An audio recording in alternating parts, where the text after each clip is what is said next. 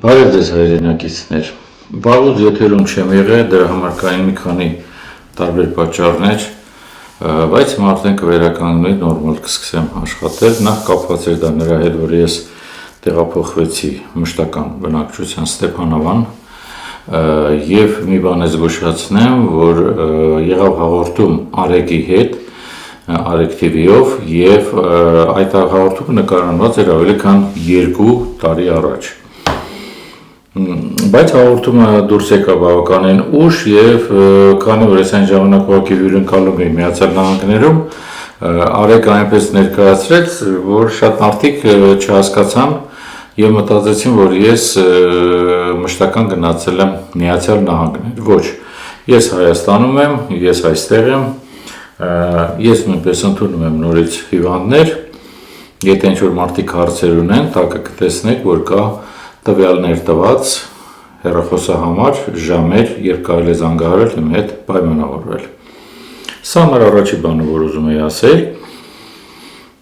Երկրորդ հարցը, որ ես ուզում եմ քննարկեմ այսօր, նաև որ չկա այնպիսի մի վիճակ, որ ես ինչ-որ կերպով թողեմ, լքեմ Հայաստանը գնամ, ոչ, ես Հայաստանում եմ եւ կմնամ մշտական Հայաստանում։ Շատ նամակներ են եկել, շատ հարցադրումներ են դրվել եւ առաջի հարցադրումը ես որոշեցի այս հաղորդումը նվիրել անունակներին, որովհետեւ այս հարցով ինձ շատ ամիսներ, շատ մարդիկ խնդրում էին պատմել, բարձրաբանել վերջնական ինչ է դա իրանից ներկայացնում, տարբեր աղբյուրներ կան եւ այդ բոլորով հանդերձ ես որոշեցի այսօր խոսել անունակների մասին եւ իհարկե վերջում կպատասխանեմ ձեր հարցերին, որոնք շատ են։ Եվ այսպիսով, անունակներ անունը ծնված է անու բառից, որովհետև գլխավոր ղեկավար կամ աստված ոնց կուզեիք անվանեք, իրեն անուններ անու եւ համապատասխան այն ցեղը, որը այն, ասենք, ցիվիլիզացիան, որը կար եւ գոյատևում էր այդ ժամանակ, պայմանական ընդունեցին որպես անունակներ։ Ես ուզում եմ միջով սկսել մի բան պարզաբանել, ես ընդամենը բերում եմ փաստեր, ես չեմ փորձում հիմա գնահատականներ տալ քրիստոնեական, մուսուլմանական, կրոնական կամ ինչ-որ բան, ես ուղղակի պատմում եմ, թե ինչ տվյալներ, ինչ փաստեր ունենք մենք այսօր։ Եվ այսպիսով, սկսում եմ հետաքրքիր դեպքից, եթե հիշում եք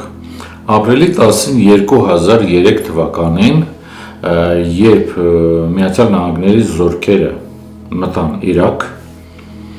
եւ պետք է ստուգեին, հետևեին, որ ամեն ինչ կանոնավոր լինի, բայց հակառակը դուրս եկավ եւ համար առաջի բաներից մեկը, որ ենթարկվեց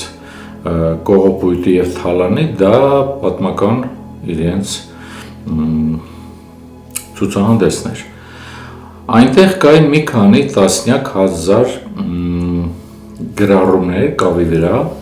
որը խոսում էր նրա մասին, որ ժամանակին, երբ որ Մեսոպոտամիայի տարածքում գոյություն ունեն այնպիսի կառավարություններ, պետություններ, Շումեր, Ակադ, Բաբիլոն, Ասիրիա, Ասորստան կներեք Բաբիլոն, այդ ժամանակ շումերների մոտի այդ կավե գրվածքներն էր, որ անհայտացան։ Կային ևս էլի հետաքրքիր բաներ, որոնք անհայտացան այդ ժամանակ, դա մի առանձին թեմա է, մենք այսօր խոսում ենք անունակների մասին։ Առաջի հիշատակությունները, որ կա, խոսում են շումերները եւ Մեսոպոտամյան պետությունում եղել են առաջային պետությունը, որ ստեղծվեց դա շումերներն էին, երկրորդը դա ակադցիներն էին,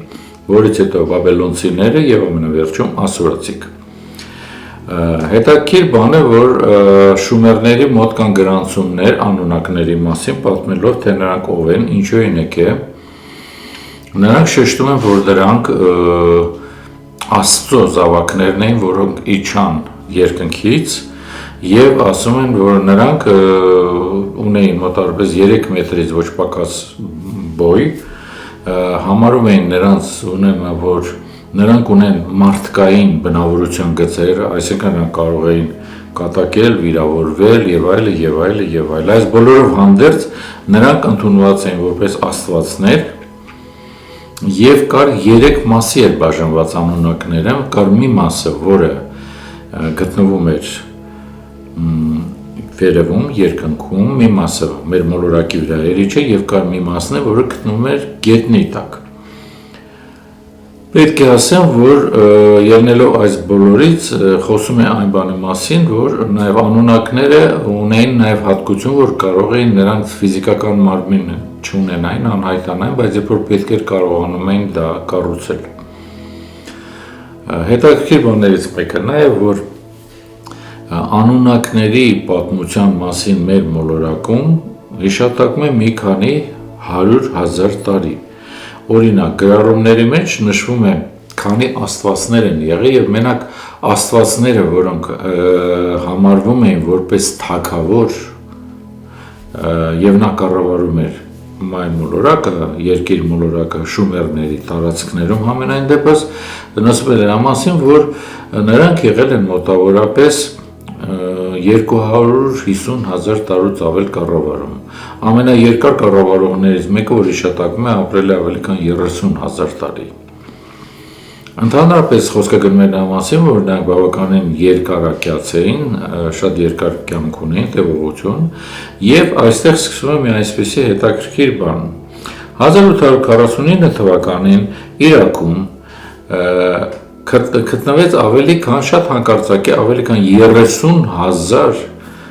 այդպիսի կավի նամակներ, ասենք գրառումներ, ասենք ոնց կցանկանաք, եւ այդ բոլորը ուրեմն հիշատակվեց նրա մասին, որ գոյություն ուներ մի անուն, որը կոչվում էր Էնոմայելիշ, որը ստեղծեց մարդուն։ Մոլորակի վրա այդ ժամանակ եղել են 6 տիպի ներկայացուցիչներ, որոնք նման էին մարդուն։ Բայց նրանց ասենք ինտելեկտուալ հնարավորությունները եւ մի շարք ասենք հնարավորություններ, որ ունեն այդ 6 տեսակը, չէր ապահովում եւ ձեռք չէր տալի անունակներին, որ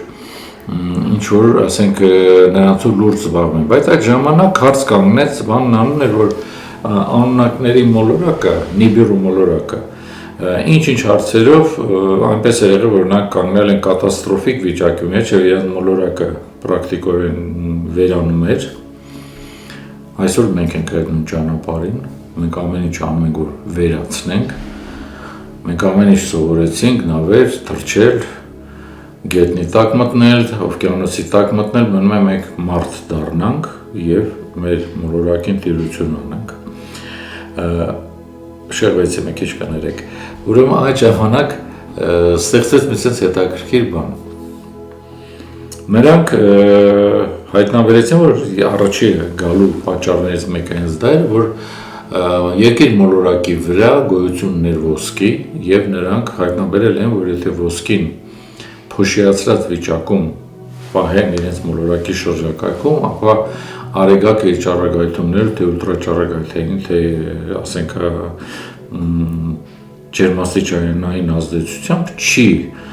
ոչնչացնի իրենց մոլորակը։ Նրանք եկան սկսեցին այստեղ արտահանել ոսկի։ Միջին ասեցի անունակները միջին ապրել են ամենակիչ 1000 տարի եւ ինչ որ ժամանակ հետո անունակները սկսեցին բողոք հայտնել, որտեղ առավոտից իրիկուն, այսպես ասած, ստրկային վիճակի մեջ էին, մինչև անգամ եղան ինչ որ փոքրիկ հեղափոխության պես մի բաներ,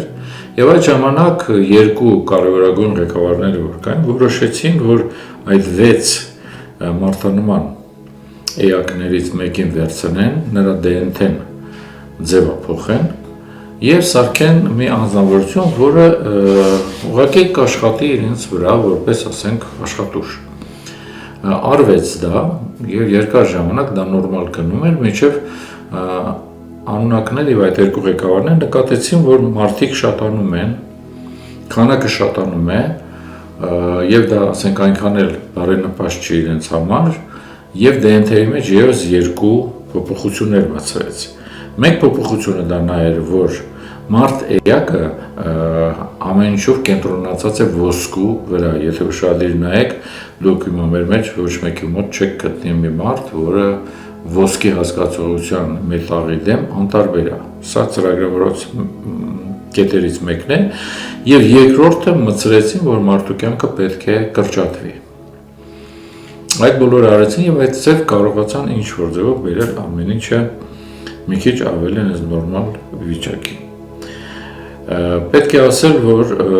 նրանք բավականին հետաքրքիր բացի այդ մարդու վրա գենետիկ, ասենք, ինժեներիան, ասենց ասենք, կատարել են ոչ միայն մարդու վրա։ Եթե կհիշեք, ես իմ հաղորդումներից մեկում վաղուց տվել եմ մի հաղորդում, նաև պատկերներ, թե ինչպիսի, ասենք, խառնուրդներ են փորձել ստեղծել, թե թռչնամարդ, կենդանամարդ եւ այլը, ես ընդ նկարներն էլ եմ բերում, այս բոլորը իրենց աշխատանքի հետևանքներն են։ Ուրեմն կարելի է ասել հետևյալ բանը. Կարևորագույն այդ երկու անձնավորությունները, որը մարդկությունը այն ժամանակ ընդունեց որպես աստվածներ, երկուսն էին։ Մեկը Էնլին էր, մյուսը Էնքի։ Երբ որ մարդկային քանակը բարձրացավ այն աստիճան, որ կառավարելը դարձավ դժվար, այդ ժամանակ նրանք նստեցին խորհրդակցության եւ Էնլին առաջարկեց անել ջրհեղեղ, որպեսզի վերացնի մարդկության մեծամասնության քանակը, իսկ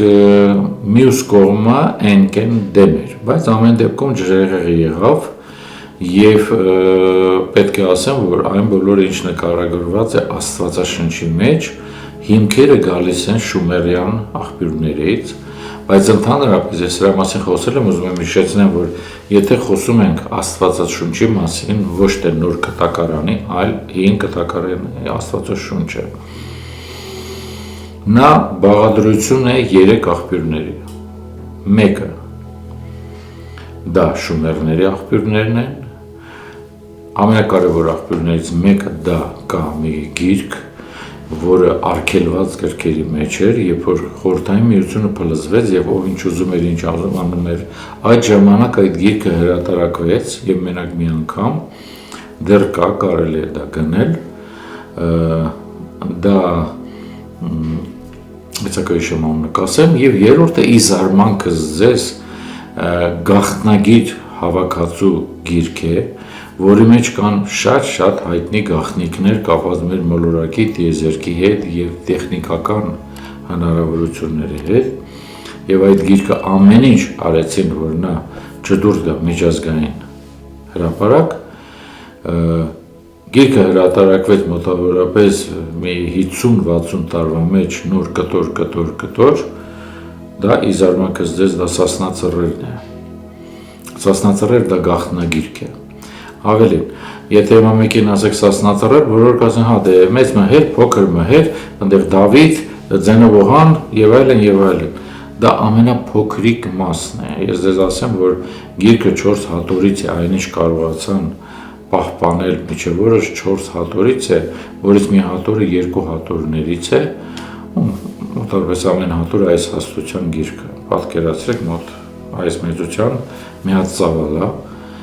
ուղղակի գրքի բարդությունը մեզ հասած նրանումն է, ես ժամանակին ուզում էի դա վերահրատարակեի եւ ասենք մեծ դժվարությամբ գտա բոլոր 4 հատորները, որ այսօր գտնելը շատ դժվար է, եւ նպատակ էի դրել դիմեցի հեռուստադիտողներին, որտեղ կարելի է գումարը հավաք անենք եւ հրատարակենք նորից այս բոլորը եւ նաեւ անենք երկու բան, որ գիրքը հրատարակվի օրիգինալով եւ ժամանակակից հայերենի փոխարինվի, քանի որ այնտեղ մի մասը օգտագործած է վանաբարբար, մի մասը օգտագործած է սասունի բարբար եւ այլն, շատ դեպքերում մարդիկ որ ուզում են կարդան չեն հասկանում ինչու՞մն է բան։ Կներեք, շեղվեցի, վերադառնում եմ։ Այս բոլորին կարելի է մի բան էլ ասել, որ բացի նրանից, որ նրանք սկսեցին ոսկին հայտել, տանել իրենց մոլորակ, փոշի հասնել եւ այդ կերպով փրկեցին իրենց մոլորակը, բայց այստեղ մի շատ հետաքրքիր բան էլ կատարվեց, այն ժամանակ երբ որ 2003 թվականին ամերիկյան զորքերը մտան Իրաք, անկեղծ ասած այնքան նավատակը նա չէր, որ Սադամ Հուսեյնը, այս կողմեկում այդ բոլոր ճաշը գաղտնի ծրագիրը, որը նախատեսված էր եւ զինվորականները հատուկ պատրաստված ծառայությունների հետ որոնում էին, կհիշեք ֆիլմ կար «Աստղային դռներ», այդ պարզվում է, որ նման դռներ մեր մոլորակի վրա հələ կան եւ ամենակարևոր դռներից մեկը գտնվում էր Իրաքում եւ երկար ժամանակ դա որոնում էին, նաեւ դեպքեր կան նկարագրած, որ սերույթին գտել են, բայց այն մարդիկ, որ գտել են այդ ժամանակ պրակտիկորեն 2-3 հոգի մարդ են կենդանի մնացել, բոլորը մահացան։ Այդ 2-3-ն էլ ուղղակի գտնվում են հոգեկան հիվանդ վիճակում եւ շատ կարճ ժամանակ հետո նույնպես մահանում են։ 1927 թվականին ուրեմն գոյություն ունի Իրաքի տարածքում քաղաք, որը անվանվում է Ուր։ Այնտեղ գտան ուրեմն թաքուհու, Ուալի թաքուհու գանգուղեղը։ Երբ որ նայեցին, սա բերեց մի շատ զարմանալի հետևանքների, որովհետև գանգուղեղը բավականին նորմալ էր, ձգված դեպի վերև։ Եթե ուշադիր նայենք, ապա եգիպտական կրառումները, որ կան միջորս պատկերված, որոշ փարավոններ նկարված են նման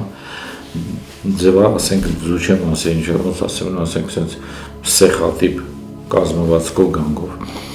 Նույն բաները գոյություն են նաև ունեցել են Մայայի մոտ, Ացտեկների մոտ եւ այլն եւ այլն։ Կներեք հիշեցի այն գրքի անունը Ուրանտիա։ Այս բոլոր պատմություններից հետո ամեն ինչ գնաց նրան, որ այդ գանգը ուսումնասիրելուց հետո սկսվեց մի յուրահատուկ ավելի լուրջ մոտեցում, թե ինչ է կատարվում, ոնց է կատարվում, եւ հասկացան, որ ուղղակի այս բոլորը ոչ թե հեքիաթներ է, ոչ թե ինչ որ առասպելներ, որ մեզ հարցել են, այլ կամ կոնկրետ փաստեր, որոնք ապացուցում են, որ տվյալ ներկայացուցիչները մեր մոլորակի վրա եղել են, եւ ըստ շումերական գրառումների ասվում է նաեւ, որ այն ինչ միջևորս զարմացնում է գիտնականները, որ շումերները հոյակապ գիտեին ասաբանություն, մաթեմատիկա, մի խոսքով պրակտիկորեն բոլոր գիտությունների հիմքերը գիտեին, այս բոլորի տակ կա կոնկրետ առիթ։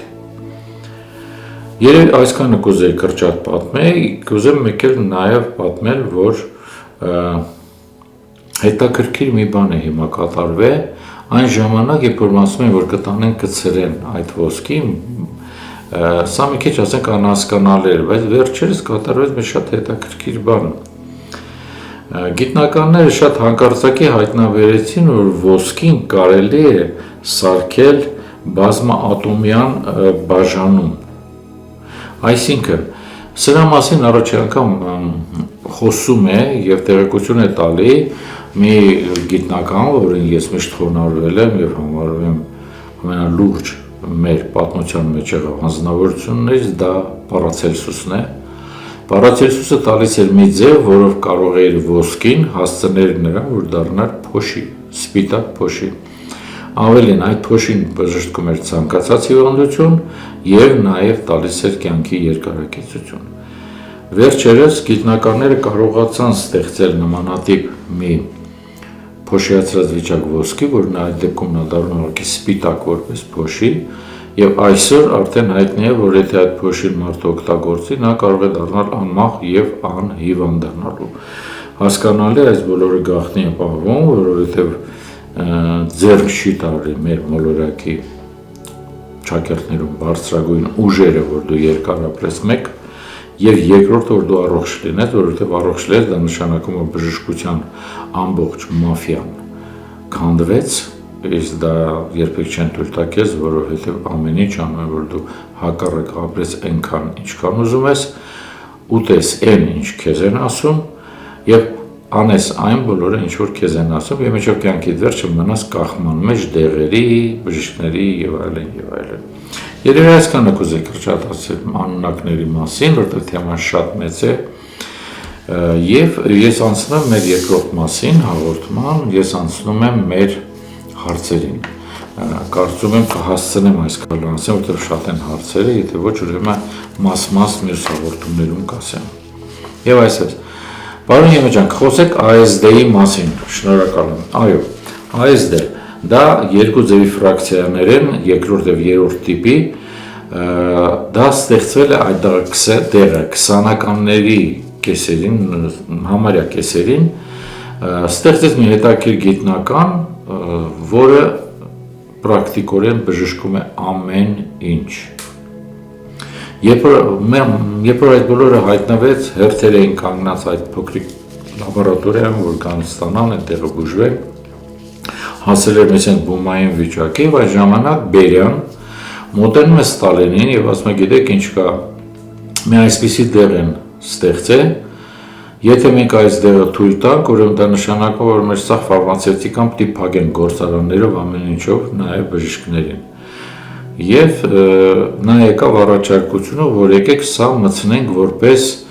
անասնաբուծական դեղամիջոց։ Որոշվեց եւ այդպես արեցին։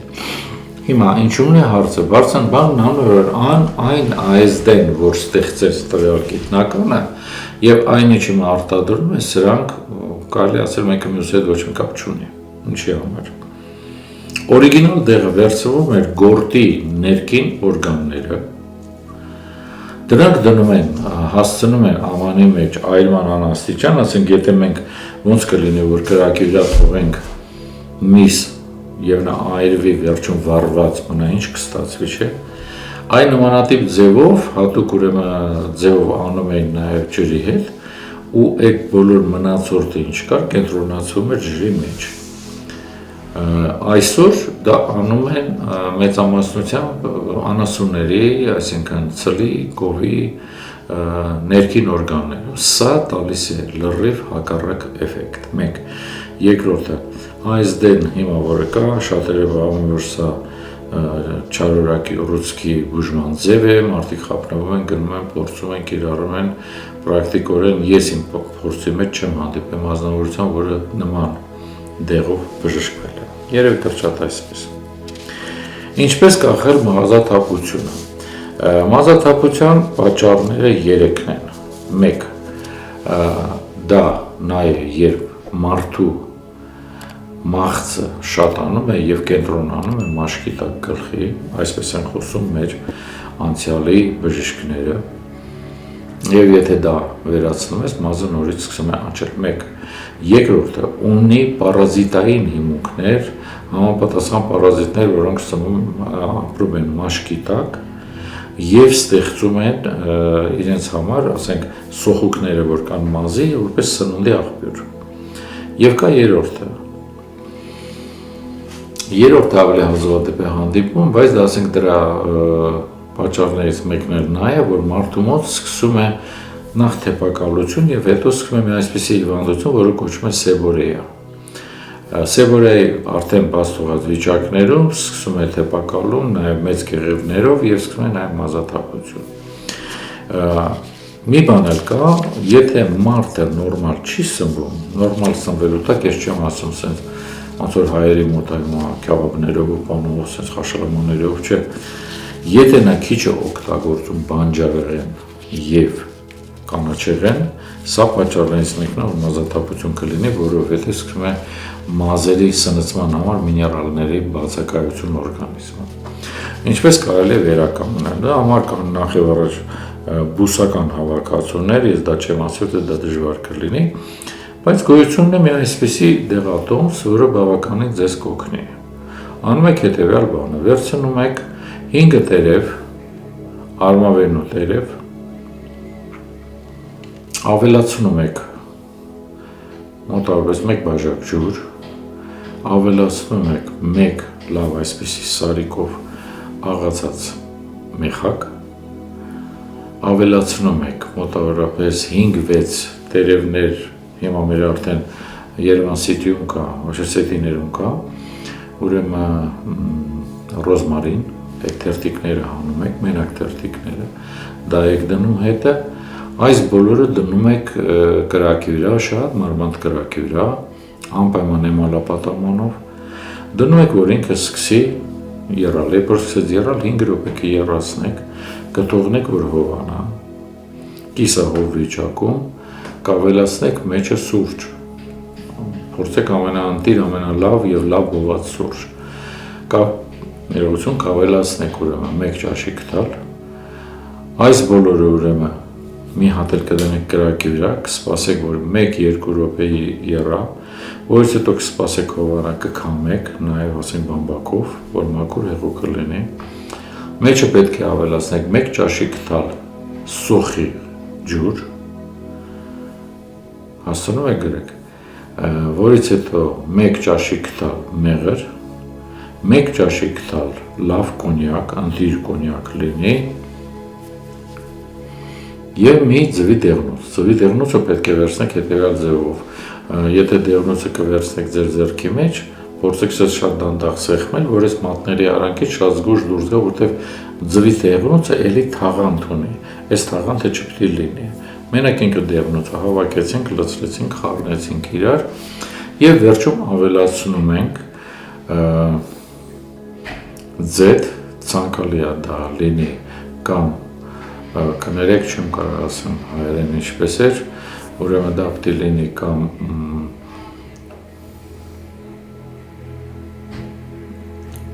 ռոզմարինի ձեթ,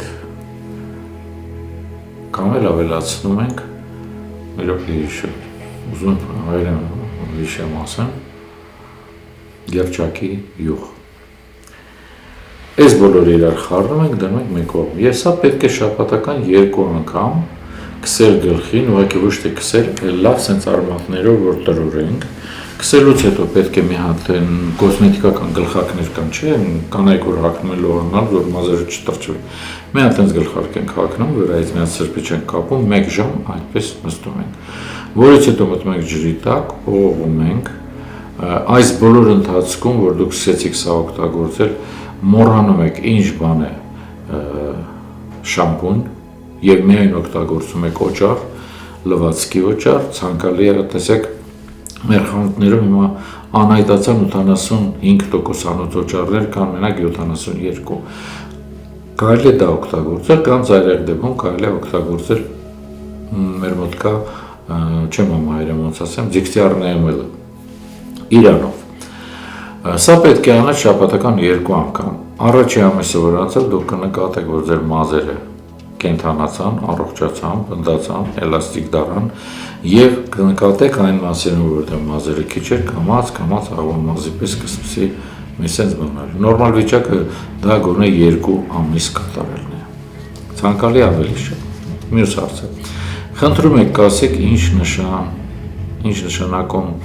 ունի երազներում միշտ մահացուներին տեսնելը և իրենց հետ խոսելը։ Պատճառներից մեկը համար առաջի, ուրեմն դուք տվյալ անձնավորություններին շատ վաղուց չեք այցելել, չեք գնացել գերեզմաններ, չեք օգտագործել այնտեղ խունկ մոմ վառելը, որը այդ նշաններից մեկն է։ Սիրելի պարոն Եմեն ջան, խնդրում եմ մի քանի բուժիչ թեյերի բաղադրատոմսեր ասեք։ Ես կարող եմ ասեմ մեկը, որտեղ սիրում եմ դա, ես պրակտիկորեն ամեն օր եմ դա խմում, այդպեսի օր չկա, որ չխմեմ։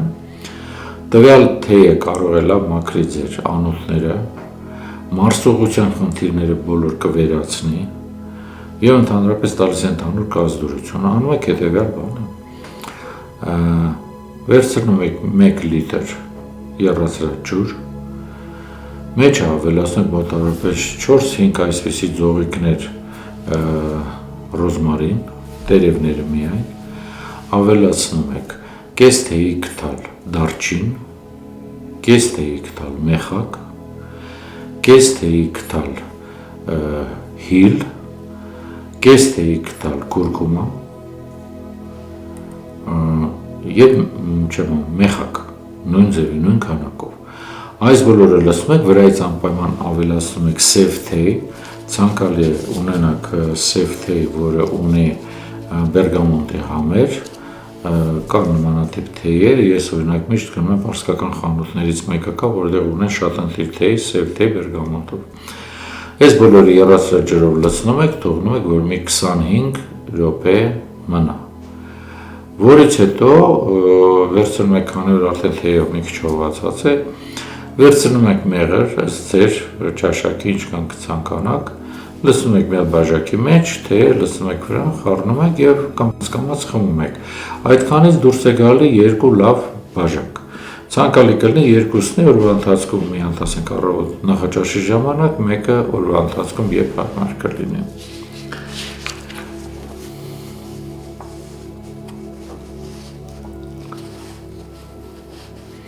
Պարոն Եմեջան,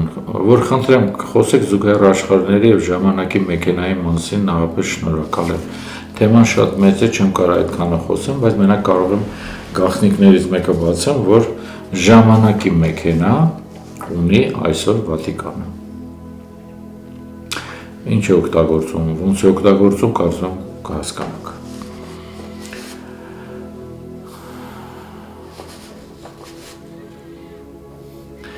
Բարև ձեզ, պարոն Եմեջան, արդյոք էպիլեպսիան բուժելի է, շնորհակալ եմ։ Այո, բուժելի է, ես ներկա եմ եղել, իմ լավ գոլեգաներից մեկը, հայտնի լավագույն էքստրասենսերից մեկը Ռուսաստանի Նիկոլայ Շերստենիկովը, դա արեց, մենք Լեհաստանում ենք այն ժամանակ, մեր երեխա կարևորը հիվանդ էր դրանով եւ ամբողջ բուժման process-ը շատ զարմանալի էր, որովհետեւ պետք էր 2 ծառիկ, 3 հիմա արդեն չեմ հիշում ինչ էր, բայց կարող եմ ասենք փորձել բարձաբանել։ 2 ծառի փայտը դնում էին, այրում էին, երբ որ փայտը արդեն այրված էր, բայց չէր դառել մոխիր, այլ սև գույնի էր դեռ, հանգցնում էին կրակը, դրանք լավ տրորում էին եւ աղոտ կարդալով համապատասխան աղոտ տալիս են, որ հիվանդը խմի։ Պրակտիկորեն մենք տվեցինք 2 անգամ եւ մարդը բժշկվեց։ Կփորձեմ հիշեմ հաղորդումներից մի քիչ ժամանակ կասեմ։ Պարոն Եմեն, որն է Ստեփանավան տեղափոխվելու պատճառը։ Գիտեք ինչ, ես իմ սաղ կյանքում այնքան ապրեցի մեծ քաղաքներում, ես արդեն հոգնել էի։ 1. Երկրորդը փոքր տղաս ասեց, այ հայր, ինչ են մնացել Երևանում։ Լավագույն դեպքում 2 անգամ ամսական դուրս գանք, մանկանք, չմանկանք, մնացած ժամանակ, փոշու, կեղտի մեջ, աղմուկ, ինչ-որ մեկը պետք շերվա 2-ին գնա, աղմուկ բարձրացնելով, ինչ-որ մի հատ մոտո քշելով, մեկը պետք միացնի իր, ասենք, երաժշտությունը այնքան ձեն ունի, որ ես համարում եմ մանրատիպ մարդիկ ուղղակի կիսատ, պռատ մարդիկ են փորձում են այդ ձևով իրենց վրա ուշադրություն դարձնել, բայց վեր տրայք, եղավ, այն եղավ, ոտը կեղտոտ։ Ես բնիկ երևանցի եմ, Ամիրյան փողոցի դրանից ենքում էլ բնիկ չկար, նույնը ծնողներս, նույնը իմ ասենք պատիկ պապիկը, բայց այն ինչ կար Երևանից, այսօր չկա։ Շատ ափսոսելով եմ ասում դա, բայց ուղղակի հիասթափվեցի։ Ու որոշեցինք, քանի որ մենք Ստեփանավան հաճախ էինք գալիս, սիրում ենք այստեղ, որոշեցինք գանք, ու հայերեն ասած, երբ հավեսներս գա, նստենք մեքենան, գանք, մի հատ պտտենք, Երևանից այն հաճույքը, որ ուզում ենք ստանանք, նայենք մեր երիտասարդությունը ոնց է ուրախանում, հյուսիսային պողոտայում եւ այլն, բոլորին տենակում կարոտել ենք, պաճպրոշտի անենք, գանք էլի հանգիստ կյանքով ապրենք։ Երևի սենց կարող եմ բացատրեմ։ Չեմ համարում, որ սխալ եմ արել, ավելին ես կհամարում եմ, որ ես սաղթի շատ վաղոցով հրազալն է։ Պարոն Եմեն ջան, ինչ եք կարծում այս 2 կանանց մասին, որոնք ինչ են անում, համացանցում, ասում են, որ անհավատ են աստվածներին և դիցերին և ոչ թե Քրիստոսն է, այլ անունով մարդ երբեք չի եղել, ուղարկել եմ եղել և այլն և այլն և այլն և այլն։ Գիտեք ինչ կա, ես մի թեթև լսել եմ այդ կանանց մասին, ոչ մի հաղորդում չեմ տեսել, չեմ կարող դատել, որովհետև չեմ լսել, չեմ իմանում ինչ են խոսում, բայց այսօր ինտերնետում որպես ինչ-որ մեկը լայք ստանա և փող ստանա YouTube-ից, ամեն ձևի խաբեբայություն ասում են, խոսում են, իսկ մարդիկ չեն ուզում հասկանալ, որ այնտեղ ցանկացած ես վաղը կարող եմ հանգիստ YouTube-ով մի հատ ալիք բացեմ, կամ ասենք ուղղակի սայթ բացեմ եւ գրեմ, որ ես Պուտինի, ասենք, խոսքի անագի եկվորյակն եմ եւ այսպես այսպես մարդիկ վարքյանապես հավատում են, այդպես չի, հիշեք, մոտավորապես 60-70%-ը սուտ է ինտերնետում։ Պարոն Եմեն ջան, այդ դիրքը որն է, որ տղամարդուց ու կնոջից կարող են ծնվել երեխաներ հակառակ սեռի ընդունակություններով։ Այո, ես դրա մասին խոսացել էի, հետևյալն է, եթե սեռական հարաբերության ժամանակ տղամարդը հանգստացավ գտնվելով կնոջ վրա, երբ որ կինը պարկած է փորի վրա, իսկ տղամարդը վերևից, եթե այս վիճակում եղավ տվյալ հարցը, կլինի այն ինչ ասում եմ։ Բարև ձեզ, խնդրում եմ կխոսեք Վահանաձև գեղձում առկա հանգույցների և դրանց բուժման մասին։ Ասեմ ձեզ, այդ ինչը գոյություն ունի ներողություն, ոչ մի ուռուցք, ոչ մի բան չկա, դա ընդամենը կրային հավաքածուներ են։ Կանանցի օրգանիզմը ունի մի այսպիսի հատկություն։ Եթե տվյալ անձնավորությունը ինչ-որ երկար ժամանակ ընդունում է հավեր, իսկ հավերի մեծամասնությունը բաղադրության, դա կալցիումն է։ Երբ որ ասենք ինչը ծախսում է, ինչը արվում է, ավելնորդ դեպքերում օրգանիզմը սկսում է պաշարներ ստեղծել։ Կնոջ մոտ դա վահանագեղձն է։ Ես իմ 48 տարվա փորձում դեռ մի դեպք չգիտեմ, որ տվյալ հավաքոտները, ոնց որ բժիշկները շատ դեպքերում վախացնում են, ասել որ դա կարող է ուռուցք դառնա, ես իմ կյանքում դեռ չեմ հանդիպել մի մարդ, որը դրանից առաջանա ուռուցք, հենց որ կարող եք հանգիստ լինել։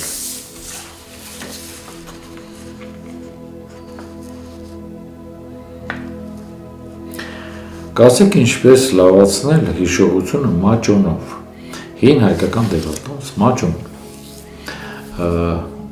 Ես շատ մեծ հարգանքով եմ մոտենում, որտեղ ես գիտեմ մոտավորապես 15 տարբեր մաճոնով դեղեր, ինչ են ասում մաճոն, որովհետև դա դեղ է, որի մեջ բաղադրությունները ամեն ինչը խառնելով նմանում է մի քիչ մածունի։ Եվ նման դեղ, ուղղակի դեղ որ պատրաստում են, ճաշի գտալով դնում սուտում ես։ Շատ հոյակապ մի բան է, բայց հիշողության համար ես մաճոնով դեպք չեմ հանդիպել։ Հիշողության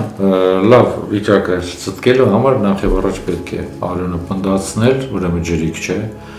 խցանումներ ունի, լավ չի աշխատում, եղավ, եւ սա վերում է նրանից, որ հիշողությունը սկսում է կորչել։ Լավագույն դեղերից մեկը, որ ես գիտեմ, որը օգտակար է այդ բաներին, մեջ անգամ խորհուրդ եմ տալի ուսանողներին, եթե քննությունների ժամանակ դժվար է, ասենք, մտնում արդեն գոյություն ունի այսպիսի հարբեր, նոոտրոպիլ։ Այ եթե նոոտրոպիլը ընդունեք եւ օգտագործեք, ասենք մի 60 հապ այնպես ոնց որ գրած է, կտեսնեք, որ ձեր հիշողությունը բավականին կլավանա։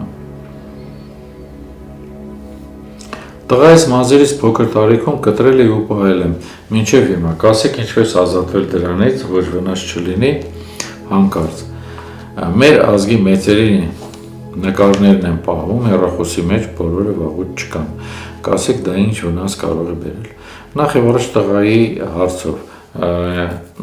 մազերը վնաս են բերում, եթե նա հələ կենդանի մարդուց կտրում ես եւ մոտավորապես դեռ ուժ ունեն 1-2 ամիս, որից հետո ուժը կորցնում է, հենց որ հանգիստ կարող եք նետել հոսող ջուր, բայց ոչ մի դեպքում չայրեք։ Եթե գնում եք մեծերի նկարները պահել հեռախոսի մեջ, ոչ մի բան չկա, կարևորը չունենաք հողարկավորման ժամանակ նկարներ։ Գիտեք, ես ուզում եմ շատ կանգնացնեմ, որտեղ հարցերը շատ են, երեք մյուս հաղորդումը կշարունակեմ, պետք է ասեմ, որ մյուս հաղորդումը շատ հետաքրքիր մի հաղորդում է լինելու, չգիտեմ դուք գիտեք թե չէ, բայց գոյությունն է այսպիսի մի բառ, հոմոնկուլ, դա միջնադարում ալքեմիկոսները զբաղված են նրանով, որպեսզի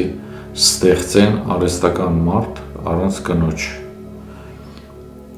Ալքեմիկոսի ճանապարհներով, մոգությունով եւ այլն կարծում եմ հետաքրքիր կլինի։ Առայժմ այսքանը, ամենայն բարիքներ ձեզ, կարոտել էի ճիշտն ասած, եթեր դուրս գալուն, ուրախ եմ, որ այսօր կարողացա դուրս գամ, լավագույն մաղթանքներս ձեզ, մի հիասթափեք երբեք մեր երկրից, կարելի է հիասթափվել ղեկավարից, բայց մեր երկրից մի հիասթափեք, մեր երկիրը լավ երկիր է, հավատացեք, ես 37 երկրում ապրել եմ, սովորել եմ, ոչ թե տուրիստ, եթե այդքանից հետո ես հնարավորություն ունեի հանգիստ ցանկացած երկրում մնայի եւ վերադարձա Հայաստան, սա ինչ-որ մի բան ասում, ձեզ չի զարմացնում, որ ով գալիս են այստեղ զբոսաշրջիկ, զարմացած են, անպայման նորից են գալիս։ Ես էլ չեմ ասում, դուք տեսեք ինտերնետում ինչքան հաղորդումներ կան լցված, այն ռուս անձնավորությունները, որ եկել են, ապրում են այստեղ եւ ինչ հիացմունքով են խոսում Հայաստանից։ Են ասում են հարևանի հարցը սիրուն է, փորձեք հասկանալ մեր հարցն էլ է սիրուն։ Ամենայն բարիք։